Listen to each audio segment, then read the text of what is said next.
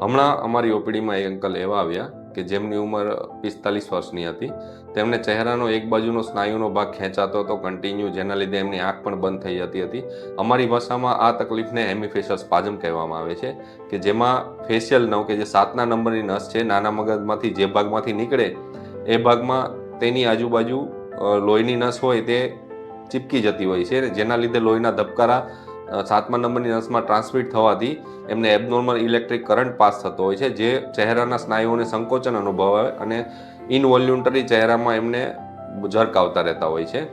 શરૂઆતના સમયમાં આ તકલીફ દવાથી આરામ પડી જતો હોય છે, પણ જેમ જેમ સમય જાય તેમ બંને નસો વચ્ચે દબાણ વધતું જવાથી તકલીફમાં આરામ પડતો નથી, દવા પર કંઈ પણ કામ આપતી નથી. આ સંજોગોમાં બે જ ટ્રીટમેન્ટ શક્ય બને છે, કાં તો સર્જરી કાં તો પછી બોટોક્સ ઇન્જેક્શન.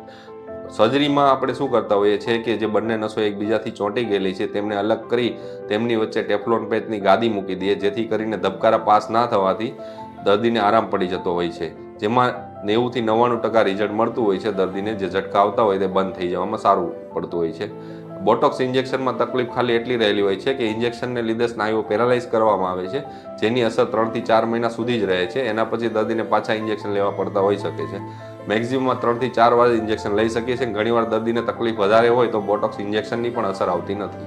જો આવી કોઈ પણ તકલીફ જણાય તો તાત્કાલિક ધોરણે તમે ન્યુરોસર્જનનો સંપર્ક કરી શકો છો. તેના માટેની હવે સેફ અને સચોટ સારવાર ઉપલબ્ધ છે.